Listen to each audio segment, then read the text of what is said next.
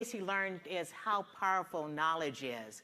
And when we lack it, or we think we know everything, that's when we make our biggest mistakes.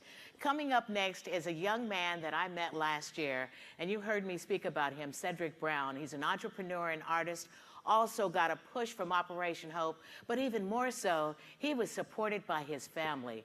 And so many of us aren't doing that and giving our young people encouragement. He is a brilliant talent. I have my black and white scarf. My sister just bought me another one yesterday, so I am Cedric Brown all the way. And so I am going to introduce you now to an outstanding entrepreneur and artist.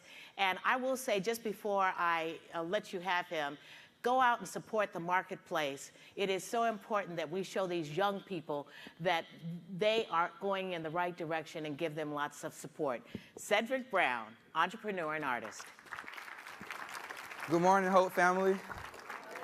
All right, my name is Cedric Brown. I'm 26 years old, and I'm an international fashion designer, visual artist, salesman, publicist, sourcing manager, social media specialist. And to say all of those things, what that really makes me is that I am an entrepreneur.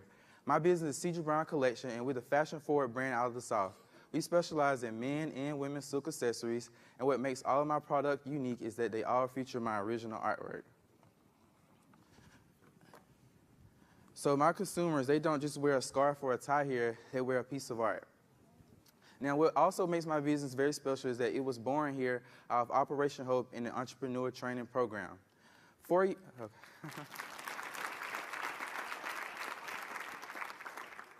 years ago, I had just graduated from Savannah College of Art and Design, studying fashion design. After doing numerous internship experiences in design houses in New York City and in Hong Kong, working with big companies such as Sears Kmart, Lian Fong Limited, and also Carter's Oshkosh, I could not get a permanent job in my field. I felt so hopeless, I felt depressed, I felt like I spent all this money for college and I can't get a job in my field. And on top of that, I was still working at the grocery store. I was working at public supermarket, and also I became a substitute teacher. And I was like, God, this is not, this is not it. So I had a cousin, DeAndre Fountain. He's the founder of Fountain Painting Company, and he was taking some business classes at Operation Hope at the Ebenezer Baptist Church. And he was like, cuz, I think you really should do this program. I think it'll be a good fit for you. At the time, I had no idea about the program, and I'm just thinking like, okay, I'll do it. I got nothing to lose. So, I took the ETP class, and we spent 12 weeks working on our business plans.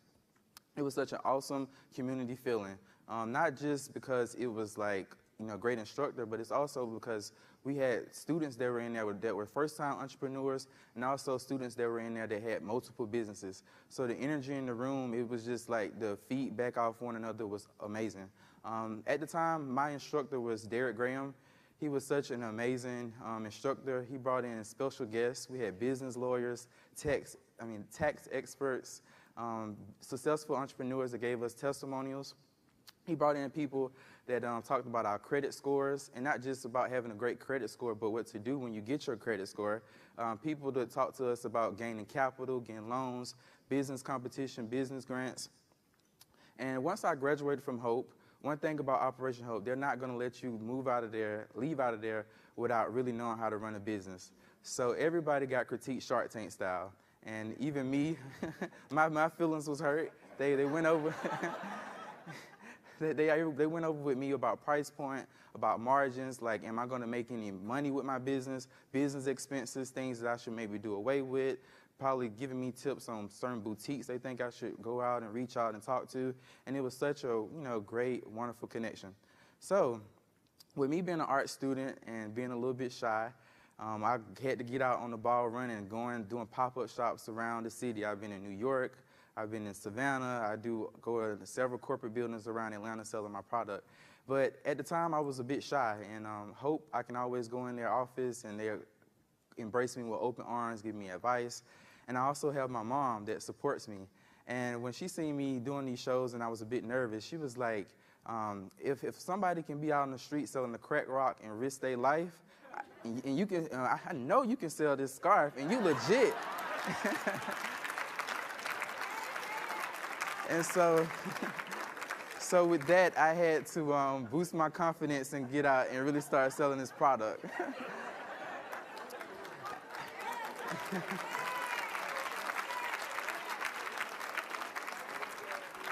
And so I want to say after 3 years of being in business and get on the ground running, I have over 6 stores that continuously buy items from me. I have the Grand Bohemian Gallery. That's at the Mansion on Forsyth Park in Savannah, Georgia. I have Ebenezer's Baptist Church gift shop. I have Square Threads located in the Square of Marietta, just to name a few. I've been featured on CNN. I've been on State Farm. I've been in Jezebel, Sheen, Tuck Magazine, Birmingham Times. I've had numerous celebrities wearing my stuff. John Hope Bryant. I had rapper Young Thug, Wale, Wyclef Jean, Angie Stone, CNN commentator Dr. Jason Johnson, news anchor Jovita Moore, and also news anchor Debbie Tuff.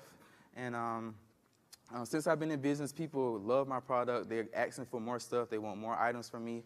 So I know my business will continue to grow and to expand.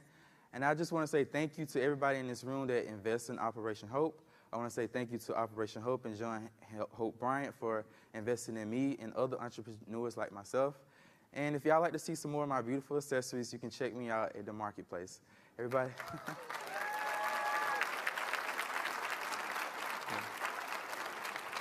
And everybody have a blessed day.